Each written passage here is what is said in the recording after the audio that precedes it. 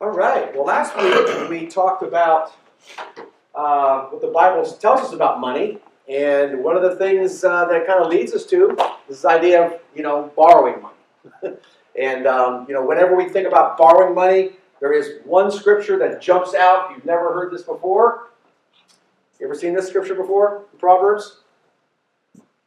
The rich rule over the poor, and the borrower is the slave to the lender. What do you think about that?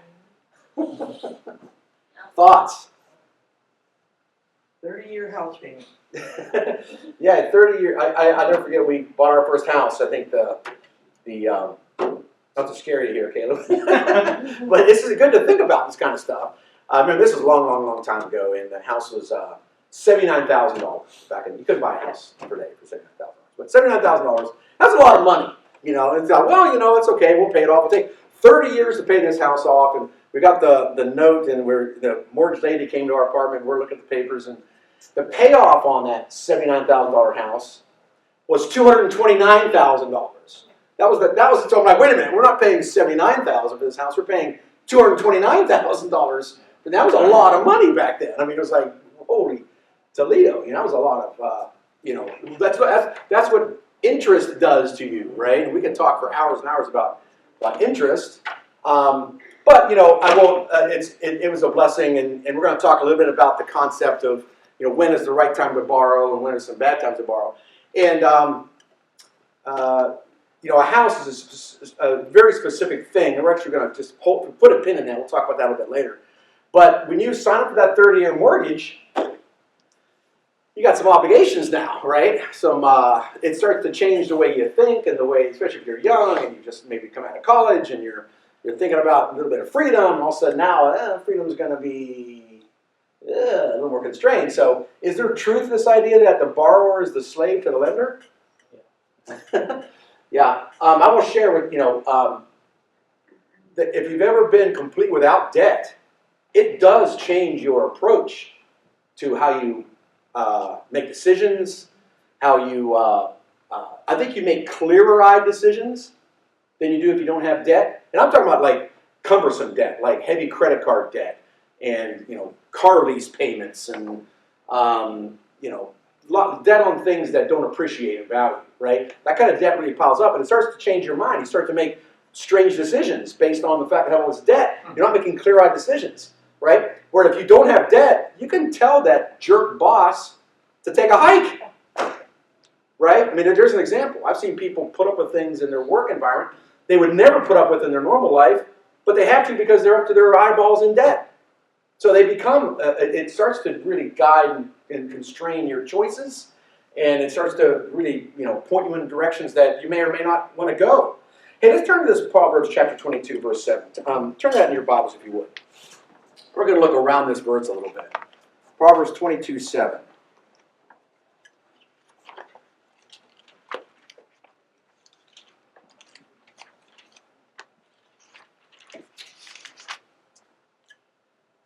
You guys got that? Yes, sir. Everybody there? Back up one verse. What's the verse right before that say? Start children off on the way they should go, and even when they are old, they will not turn from it. Yes, and then the very next verse is the rich rules over the poor. The slave is the borrower is the slave lender. Isn't that interesting pairing there? Yeah. It's very interesting. What's a lesson there? Teach your kids about money. Teach your kids about the value of money. We're going to talk about that later on in a few weeks. But also, what example are we setting for our children? If we're constantly needing the new car, the new house, and the new this, the new that, and the upgraded boats, and the newest this and that, and everything goes on a credit card, and if that's the example they see, what are they going to think is normal behavior? Being in debt. Being in debt is normal behavior, and what's going to end up? What kind of life are they going to lead then as an adult? The life of a slave. I think that's really what that's telling us there. What kind of example can we set for our family? As maybe young parents or just people that are influencing people in our life. How can we set them on the right path? So it is a lot about the choices we make in life, don't you think? Let's choose not to be a slave. Let's choose to be a player, right? Control of our own destiny to some degree. Proverbs 6 through 27. Someone want to read this for us, nice and loud? Do not be one who shakes hand in pledge, or put up security for debt. If you lack the means to pay, your very bed will be snatched from under you. Yeah, oh man. Well, there's some good gut punches here in the book of Proverbs, right? I mean, what is this telling us? Be not one of those who gives pledges, who put up security for debts. Is a piece of wisdom right there? What's it saying? Don't be who? Away from collectors. Well, I mean, be careful putting your, if you have nothing with which to pay, why should your bed be taken from you? I mean, have you ever heard of the second and third mortgage? Yeah. Right? I mean, there's a lot of people who, well, I need that new thing, and so I've got some equity in my home, so I'll go ahead and I'll borrow against that. In other words, borrowing for the original home loan wasn't enough. Let's borrow some more on top of that. Let's go farther down. Let's put our house up for collateral against something else that isn't associated with the house. What about transferring your credit card? Well, Marianne, we'll talk a bit about that. Yeah, we're going to talk a bit about that how we can just get down a death spiral here with debt. But this idea that, okay, it's one thing to say, I need a place for my family to live, and I'm willing to put, and that's an appreciating asset. Okay, there is, I make a little crack about the little house we bought, but when we ended up selling that house 6 years later, it was worth a lot more than the original $79,000. So it makes sense. You can make rational financial sense to borrow money on something that's going to appreciate like that. Right, that makes sense. But if I go and I take some of that equity, let's say I have $20,000 in equity on that home. Equity is what the house is worth minus what I owe on it. Okay, that's equity. Do you understand that concept? Yeah. So if I owe $70,000, the house is worth $90,000. I could sell it for $90,000. I've got $20,000 in equity. Well, I could take that $20,000, borrow against it, and buy a boat. Yeah. Is a boat an appreciating asset? No. No.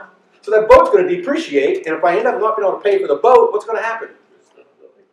They're going to take my house, which is the appreciating asset, right? So that's what we were talking about. Don't get into that. That's how people get themselves in a spiral. They say, oh, look at this equity I have in this home. Well, the home's appreciating, and then now my job's in jeopardy, or something happens, or my boss is asking me to do something unethical, and because I don't want to lose my boat and my house, what do? Yeah. So you see how the borrower becomes a slave to the lender? You're doing things you have any control over. You're not in control of your own destiny, right? Why would you put your very dwelling up at risk for something that, if the boat is worth $20,000, that's your collateral, right? If that's worth it, borrow that. Don't take it against something that's an appreciating asset, like your home, your property. Thoughts about that? Yes, sir. We got lots of hands popped up here. I was thinking about when they call it a second mortgage. It doesn't sound that bad, but when you're a gambler and you go, well, I'm putting up my house, you know what I mean? And Yeah. all of a sudden it's like, well, what are you doing here, Right. But it's the same thing. It's the same thing. You're Yeah. gambling. Yeah. You're gambling that nothing's going to happen. All things are going to go well. Yeah. Let me share one other quick story with you. So years and years ago, I was hiring a lot of people right out of college, and I was working with some college recruits, and this young lady had come to work for me, and she was probably 23 years old, and she had just gotten married, and her husband were going to they wanted to buy a house. And so the piece of advice they said, hey, she looked at me like her dad, I guess. So she was asking for advice. And she said, hey, we want to buy this house. It was in Atlanta, Georgia. It was kind of expensive. And she said, what do you think about that? And I said, the only piece of advice I have is buy something that only one of you has to work to pay for. That's the only piece of advice I have. If both of you have to work full power to pay for that house, I would look another direction. That's all I would say. Well, no, we really want to live in Buckhead, and this is what we're going to... Okay, she buys the house. What do you think happened in about a year? Lost it. Our company let about 32,000 people go, and she lost her job. I'm like, yeah. But it's like this big, I told you so. I mean, it's like what I don't know whatever happened, but she lost her job. And they both had to work full power to pay for that thing. So just extending a little bit too far sometimes is another mistake. Yes, sir. Whatever happened to families and with 6 sons, maybe 5 daughters, that all live in the same house. I have seen it before. Yeah, the Waltons. Well, and everybody's working. Mhm. They don't pay off their car. The house is maybe a year from being paid out. They have a lot of land. So everybody, you don't catch too many of those tight knit families no more. But they still exist. So everybody's tight knit. The house get paid off, which is speak, the boat get paid off. And there's like about maybe about 8 or 9 cars that's paid off brand new. But you're looking at a tight knit family. So the father now have a business. The mother is in retail with her business, and the father bring his sons into that business, and they all work. Yeah, So you kind They're of pulling their assets and resources together. Yeah, they put it together with a tight knit family. Yeah. They're not rich, but they tight knit. Yeah. And I see that a lot. Yeah. A lot of what people interpret this verse also to kind of alluding to where you're maybe going is be careful putting your security up for other people's debts. So a lot of people interpret this to be talking about that as well. That if, I'm going to, my little guilty pleasure here, I love Judge Judy. I think I highly recommend it. I think it should be mandatory viewing for high school seniors and college freshmen. I really do. I highly recommend it. Watch that for about a month. You'll go, I get what you're talking about. It's so good. It's just full of this stuff. It's full of this. My cousin wanted to buy a car, but they couldn't get a loan, so I loaned them the money. And what do you think happened? They're a bum. They're in court. Right? There's a reason why the bank wouldn't give them the loan. And so you're going to lend them money? So wait a minute. The business that's in the business of lending money won't lend it, but you're going to lend your money? You're going to put your collateral up for somebody else's debt? There's all kinds of things to really watch on that kind of, watch as you go down that road, right? I just developed a thing. If I can help you, I'll help you. I'm not going to lend you anything. I'll give it to you. If I can't afford to lose it, I'm not going to give it to you. What am I lending? Lending? Really? I'm going to take money back? Am I going to help you or not? But then also, if somebody gives you money, maybe consider it a loan, because there's also that other side, where someone was given money, they thought it was a gift, and then the relationship falls apart, and the person wants the money back. And say, well, I thought it was a gift. No, it was a loan. So if somebody gives you money, consider it a loan. If you're going to give somebody money, consider it a gift. I think there's probably lessons there, right? But be careful when you're talking about, putting up security for debts, right? Very, very, very risky way to go.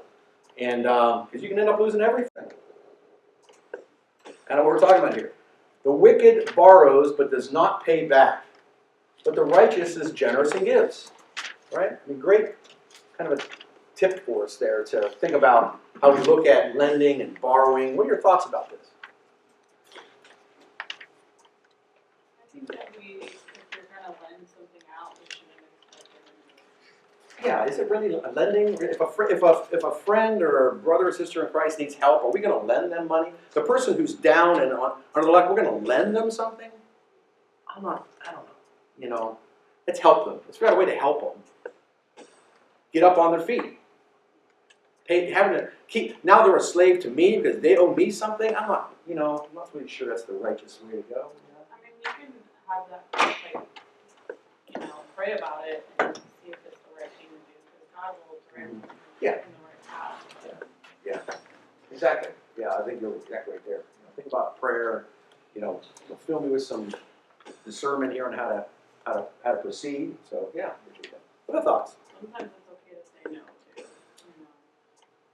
Yeah, we've had people in the church before come to us and say, "I need money to make my rent and water bill Daily? It And- happens daily. Yeah, and so it's like, okay, so we're going to make your rent and water bill. Let's say somebody comes to you and says, I need your help. I need your help to pay my rent and water bill this month. I'll give you $500 to pay your rent and water bill. What about next month? How does that help you pay? How does that help you get out of this situation? I've often thought about that, about the panhandler on the street. It's like, well, if I give you $10, I want to help you, but does that work? If you made $500 today on the street corner, where would you be tomorrow? On the street corner. So it's almost like the worst thing to do is this work. How can we help people get up on their feet? And avoid having to have a handout or need help. What we found is the person that needed the water bill and that whoever had a $750 car lease payment. I was like, well, I've never had a $750 car payment before, let alone a lease.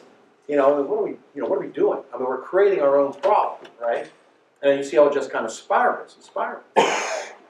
Other thoughts?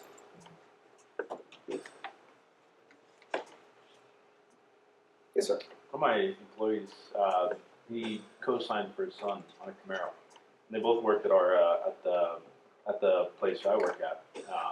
And his son was doing a good job, had gotten a great performance review. Then just decided he was tired of getting up at 4 a.m. every day to go work in a tire warehouse. So he just stopped showing up. And so now my employee is paying his own son's car payment, and he's still not driving the car. And his son still doesn't have a job. It's been like a year now. He just doesn't feel like getting a job. Yeah. You know, it can happen from your own children or your own brothers or sisters. Because somebody else took the risk for you, right? Exactly. The father took the risk for the son. Is that what it is? Yeah. So the father's got more to lose, right? The father's got more collateral, more leverage, more credit, or whatever. Yep. And so they're the one taking the risk. So these are a lot of things to think about. When we sign for others, and I know we're trying to help. A lot of times it's in good spirit, right? We're trying to help somebody. But what is the, how do we really help somebody to make those steps? How do we train them up in the right way? Well, that's why I said about a tight-knit family, because if you got that strong father figure and a strong mother figure, and it involved in church, of course that's gonna. It doesn't make any guarantees that somebody's not going to. No, it doesn't. It But doesn't. they put that towards their kids. That's what I'm getting at. Yeah. Well, here's a son and here's a father think he's doing the right thing for his son, and his son left him in the cold. So this can happen. I mean, so That's true. let's just be thinking about it. Let's be conscious. Yeah, Dave. I think a lot of it comes down to us as parents and teaching our kids that responsibility. Because I know my parents, if I wanted something, they would be like, "Here's the process to save and buy it." And when you do that yourself, it makes you appreciate things a lot more than just having stuff given to you. And Yeah, we're gonna look at teaching children about money and the different approaches there. There are a lot of different approaches. I've got a really good friend of mine that we went to college with, and he's got a daughter around the same age as our kids. Man, we've had many debates about this. Like, what is the right, way to go? And I would never say, my way is what works for my family works for someone else's, because your dynamic is your dynamic. And it's your household, what's happening in your household is totally different than mine. So. But there are different approaches then, and I've seen that. It's like you want it, you make the money and pay for it. Another approach would be, let's teach responsibility. Let's teach good judgment. Let's teach the value of things, right? But this idea of taking someone else's debts on, even though it's in good nature and you're trying to help, can go very bad. It can end up ruining your situation. And this idea that the wicked borrows but does not pay back, and this is how the Lord looks at those who make a pledge and then don't follow through on it. Consider wickedness, right? But generosity and sharing is looked at as a righteous thing. So a sharing approach versus a lending approach maybe might be the better way to go. And that's how people not get in a spot where they may choose a wicked path. Well, kind of along with what you had said, Caleb, we had a neighbor years ago in another house. Well, what had happened was there was a father who had 2 or 3 sons, and he had some money, I guess. He paid for the rent for his 3 sons' homes. He's got 3 sons living in 3 different houses, and he's paying the rent. Okay? And the reason I know this is my next door neighbor moved, and instead of selling the house, he just leased it out. So he leased it out to this father so his son could live in the house. And it was all fine for a couple of years. Now, what do you think ends up happening? Exactly the same thing you said. And then he couldn't get that kid out. So yeah, there's so many bad stories about. And this is a father, paying for his son's rent. And the father said, "Well, I'm not responsible for it." And he was just paying the check. He was writing the check. So, how about Romans 13? Someone will read this for us? pay all what is owed to them, taxes to whom taxes are owed, revenue to whom revenue is owed, respect to whom respect is owed, honor to whom honor is owed. Yeah. So look at that verse and look at this previous one, we just and put those two together. And what is the message for us?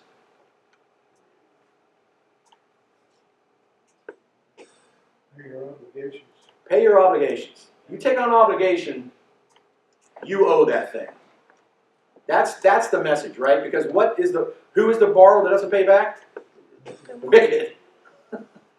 That's an Old Testament thought. Okay, yeah. What's Paul telling us here? Pay to what's owed to him. Pay your taxes. Don't cheat.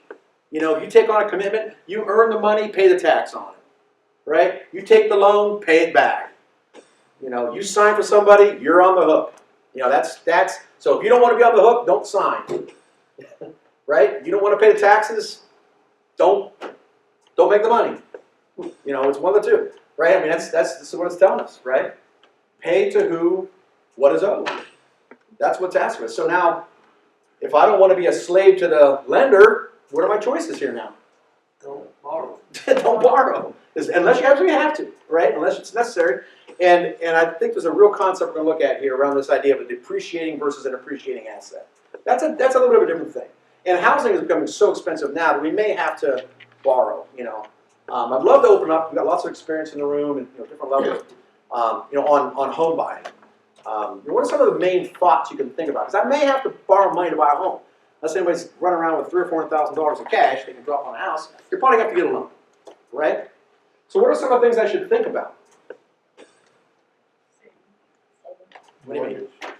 Save money, like you need a down payment. Okay, we need a down payment, so I need sufficient down payment. Fixed rate or variable rate? Okay, so what is my interest rate? Yeah, and the nature of the interest, right? And rate. So I'll tell you, they're not really doing this much anymore, but remember the variable rate ARMs? Remember the ARMs? We first moved to Arizona here. We got a house that was probably a little bit more than what we really could have afforded or normally would have afforded, but it had this ridiculously good ARM. It was like 1% the first year, and like 2% the second year, 3% the third year, and then it was going to end up at like 6% or something, which was going to be too much. So we thought, hey, we'll be able to, in this first few years, my income will probably adjust, and then we'll refund, whatever. We did kind of play it. I wouldn't recommend that. I honestly would not. It was gambling. If things worked out, but if I had lost my job or if interest rates had not come down, we would have been in trouble. Jill probably would have had to go to work full time. So it would have been a totally different thing. So think about the nature of the interest and what is the rate. What does the rate have to do with it? What is the interest rate in real terms? Don't tell me tell me what it is. What do you think an interest rate is? Percentage of which it compounds at? Yeah. Not what I'm looking for, but I like it. What is it? What is an interest rate in real terms? What is it? You're paying for borrowing. Yeah, it's the cost of money. Yeah. Right? So if I need $300,000 to buy a house and I've got an interest rate of 6%, that's the cost of that $300,000. It's going to cost me 6% to borrow that $300,000. That's the cost. All right? So do I want to buy things at the lowest cost or the highest cost? Lowest cost. So I want an interest rate that is, close to zero as possible, but there are some realities. So it's the cost of money. So if you can afford to spend a lot for $300,000, don't worry about the interest rate. All right? But if you can't, then be thinking about it. What else should we think about here when we're buying a home? Budget. Yeah. How much? Can I afford this thing? You also want to look at the house too to make sure like everything, Yeah. Not a money pit. Yeah. inspection, all that stuff. Yeah. You never know what you're gonna get yourself into. Yeah. You don't want a money pit. Yeah. Everybody ever see The Money Pit? The movie The Money Pit? Did you ever see The Money Pit? Anybody ever watch the movie The Money Pit? It's a movie from like the early '80s. Tom Hanks and I think Shelley Long. I don't remember I think it's family friendly. You should watch that movie. It is The Money Pit, on steroids. So it is about, you think you're buying this house and it ends up just being a pit of but yeah. So I don't know how to quite put in words what you're saying, but we always thought this way: make a purchase for a house that if I had to sell it tomorrow, I could sell this thing. That's the thing. I don't need to make money, but I need to be able to sell this thing tomorrow if I had to. So be thinking about that when you're making choices.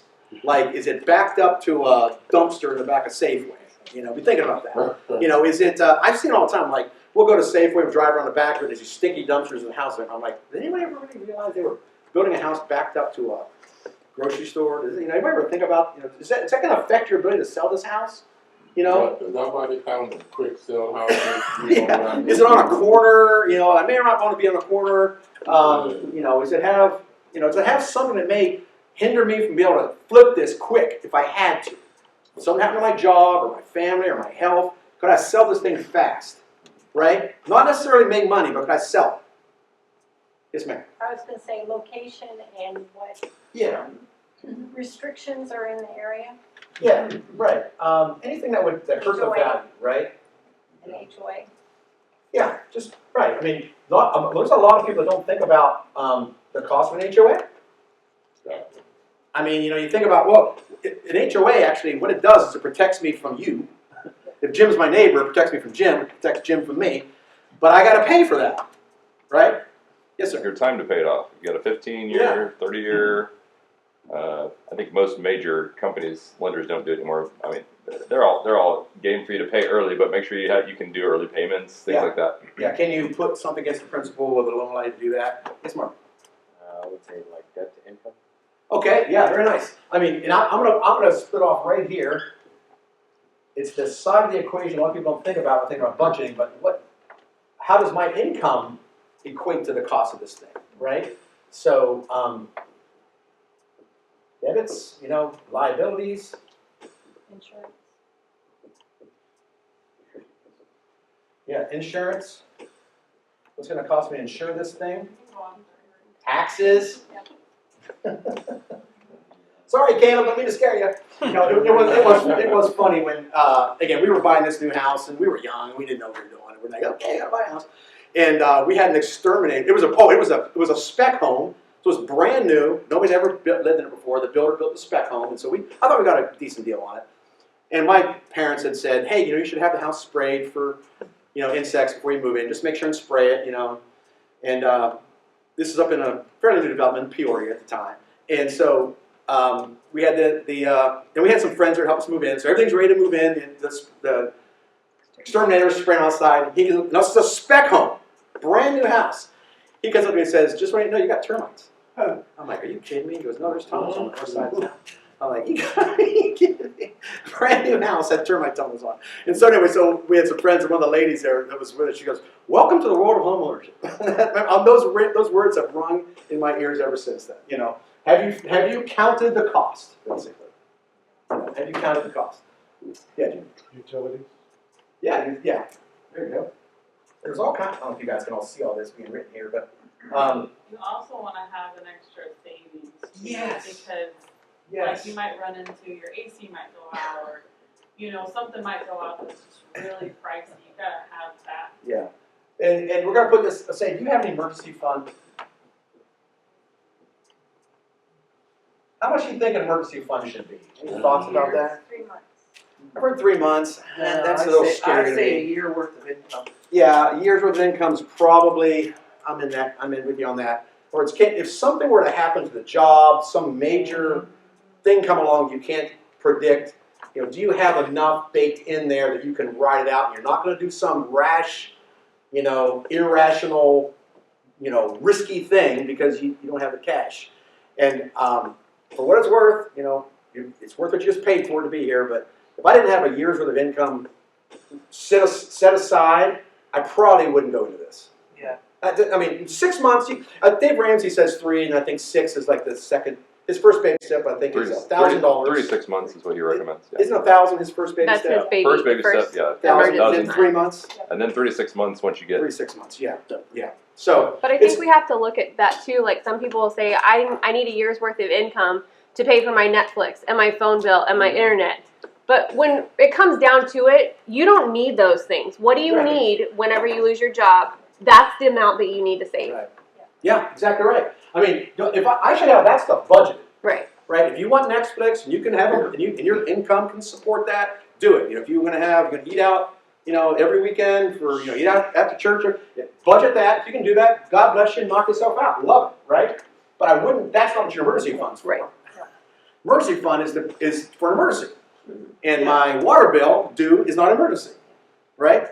My husband is in construction, so we do a year. Yeah. Because there's times like during the holidays when he sits on the couch, because everybody wants to do Christmas. And Yeah. so, they're not thinking about improvements to their properties and stuff, Right. so Can you, that's why we've done a year. yeah, can you ride out the waves, right? You know, it depends on the kind of business you're in. Construction's really bad. That sales is another thing like that. A lot of times there's low quarters and high quarters, right? Well, I have blown pipes, but I have house insurance, so Mhm.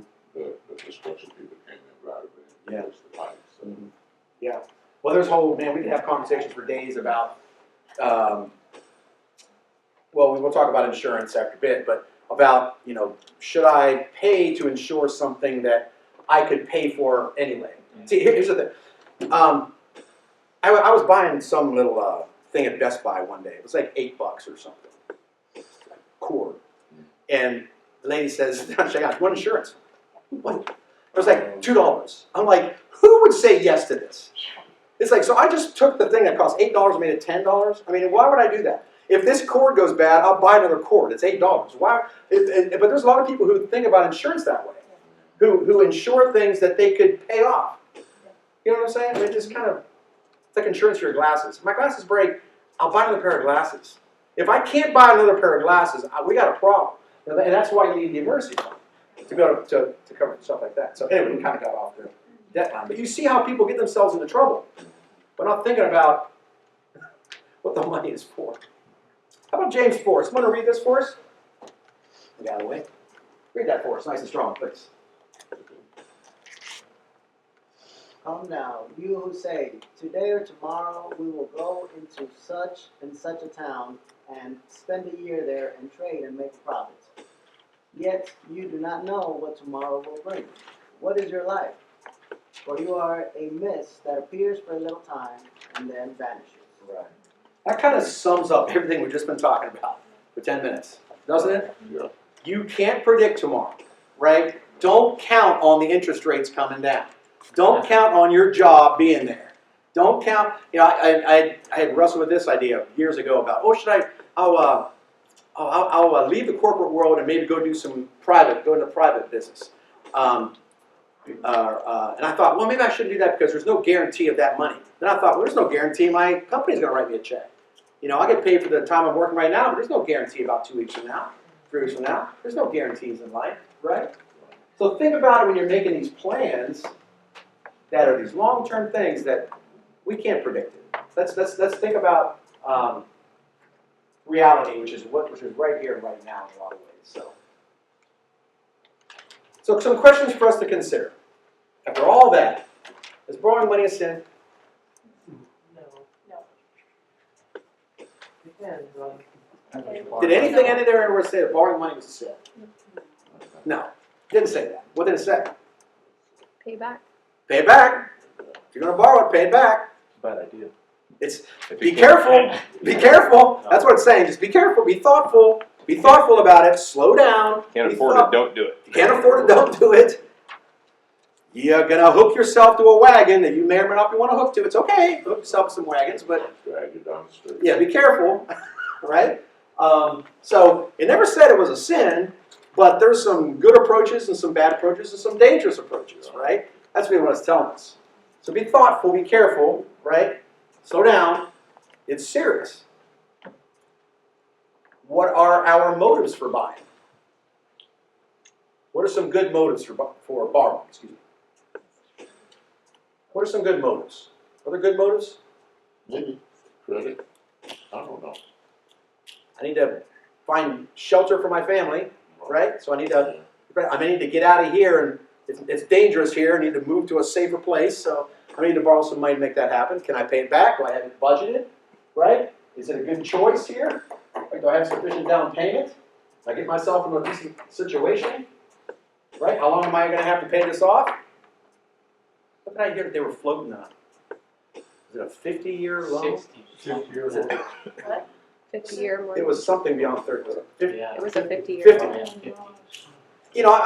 Okay. First, when I first heard that, I went, whoa, wow. And then I thought, wait a minute. I don't know. I'm not on the record. I'm kind of on the fence on this. You know, it's like, if I got a 30-year loan, what are the odds that I'm going to see it all the way through the 30 years anyway? I mean, they're going to pay it off, right? You're going to throw something against it, or I'm not going to be there in 30 years. It's probably one of those two. And if it's an appreciating asset, then it's all right. So I got thinking, if you want to lend me money and give me 50 years to pay it off, as long as we've satisfied these other concepts here, right? Can I get out of that thing if I had to, right? Can I afford it? But man, have you ever seen a what do they call it? An amortization schedule? Is that what they call it? I may be using the wrong word. On a home loan? Can you guys see this? So for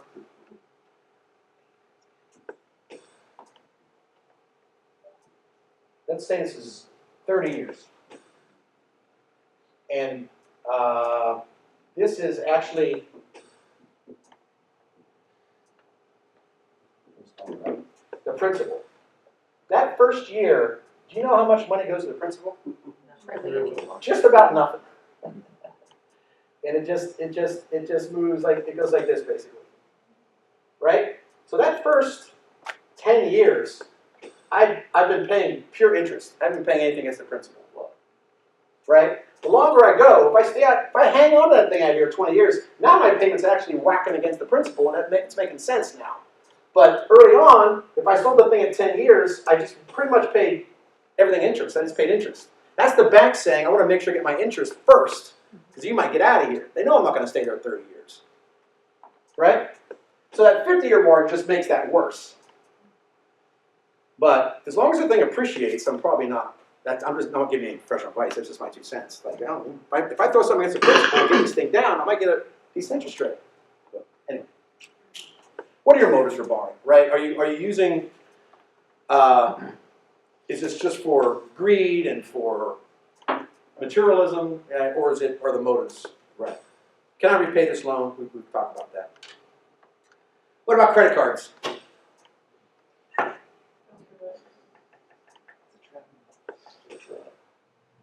You can use it for good and use it for evil. Yeah, it's like a handgun. Yeah.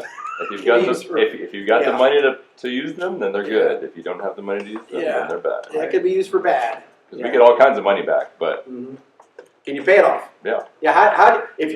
Credit card interest is some of the worst interest rates I've seen. So you definitely don't want to use that as a loaning mechanism, a borrowing mechanism. If you're using it for a borrowing mechanism, I highly recommend you do not do that. There are better ways to borrow money than that. But the cashback is kind of nice. Yeah. Especially if you got a business and you're paying stuff off. We do play the cashback thing, which makes me nervous, but we do that. But that only makes sense if you can pay that thing off every month. Definitely. If you can pay it off every month, then it's actually, just 1 second, it's actually a safer way to buy. If you think about pure security, it's a better way to go, because if it's Brian's bank and he's going to give me a credit card, and I'm going to go to Jim's store and buy something from Jim, well, whose money am I using to buy from Jim? Brian's. So if something goes wrong with that, Jim rips me off. I know you wouldn't, Jim. But say you do. I go, hey, Brian, he ripped me off. Brian fixes that problem. So and I've seen this happen. I can tell you right now, there's certain things I would never write a check for. I would only use a credit card for. Because if they do something goofy and it's a check, I don't have anybody in my corner here. I got to fight it myself. Whereas if you use a credit card, you're using the bank's money. That's a little bit different thing. But that only makes sense if you can pay that thing off every month. Did you ever thought? Yeah, that's what I was going to say. Is that everyone should have a credit card. Yeah. Nobody should go out there giving people access to their debit card and direct bank account. Yeah, information. And there's times where you may not want to use a debit card because debit card comes right out of your bank account. Yeah, like gas stations, everything. You don't know if there's a scam around. Hotels, You're protected if you use a credit card, not a debit. So it's a safer way to buy, but you have to be disciplined enough to say, I'm going to pay it. I'm going to work within a budget. We're going to pay it on a credit, like a buy airline ticket or something like that. I'm going to buy it on a credit card, and I'm going to pay it off. If you're using it as a borrowing mechanism, it's really a bad idea. I've heard that if you have problems with not paying it off, what you should do is use a credit card, log in, pay it right there. Like move the money over so you go, oh, that's how much I have left. Yeah, that's not a bad tip. Yeah, I was going to say, if you're irresponsible with money, I I would not recommend it. I don't know that everybody should have a credit card. Maybe a debit card is the way to go because you can only spend what you got. Yeah. But then eventually you move towards credit cards. But if I get a hold of your debit card and go on a spending spree, It's cash. it's hard to get back. Yeah, it's really hard to get Yeah, back. you can get it back. The bank will help you, but it is cash out of your account, which is a Yeah. little bit more scary and dangerous than Yeah. it's Brian's money. Hey, Brian, help me get the money back, and then Brian Bank will help me get the money back. So I mean, there's a lot of ways that having that bank in your on your team But- helps, but you got to be disciplined. You know the banks pull it back from the vendors, right? Yeah. Yeah, because Yeah. I get chargebacks at least once every 3 months at our business. Yeah. too. Now a lot of places now are charging you 3% more or whatever to use a credit card. So businesses have gotten kind of keen to that. So credit cards can be a safe, secure way to make a purchase, but they're a very dangerous way to borrow money. So really just be thoughtful about that. Then lastly, what are the alternatives to going into debt? What are some alternatives? Patience. Patience, be patient. That's really good. Building a business. What do you mean? I'm not following.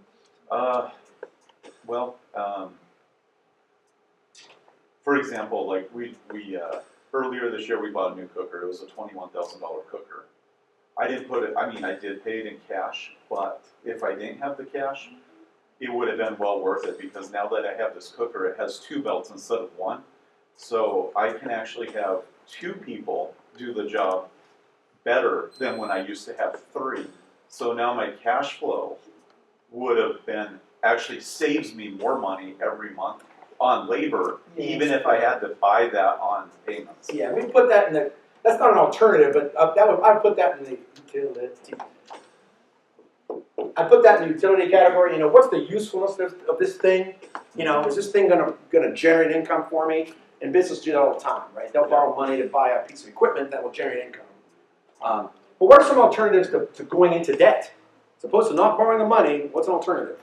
Saving. Save. Yeah, save up and pay cash. There's an alternative. For 2 jobs. Grow your income. That's why I say there's always this other side of it. But see, I waited like a whole nother year to save money for that, and I realized I should have put it on payments a year before, because I actually could have reduced my staff and saved. Yeah, right. There's a utility there that generates, that purchase generates. Yeah. There's always alternatives. There's buy a lesser thing, right? If I got a car is a great example of this. I can pay $10,000 cash for this car, or borrow $30,000 for a new one, right? Maybe I'll just go with the $10,000 cash one, right? Because they all turn into depreciating asset very quickly anyway. That thing's going to be $10,000 car here pretty fast. So Reduce your wants to get your needs. Yeah. Cut the stuff you don't. You thought you needed, but. Yeah, if that's back to the motives. Think about my wanting what I have, or just want to get more stuff, right? There are usually alternatives to going into debt. That's the main thing. So 7 stages of debt, real quick. There's a lot of people who don't realize debt's a problem. That just gets worse and worse and worse. There's an anger stage where you start, blaming the man or the government or the banks or whatever, right? Depression is where you get hopeless. You ever seen people with this? Have you ever been at this point where it seems overwhelming, right? And then bargaining is, well, maybe I'll consolidate my loans. Okay? I mean, we could talk for hours about how that's a really dangerous idea, right? Don't borrow more money to pay off the debt you already have, right? Acceptance is when you start to realize a lot of this is because of my own decisions, and I'm the one that's controlling this. Resurrection is where you decide to change your life, go a different direction, and then rebirth is where you realize I can live a different way, right? So there's a whole theory here to get out of this debt arc. Don't be stuck in the anger, depression, bargaining stage.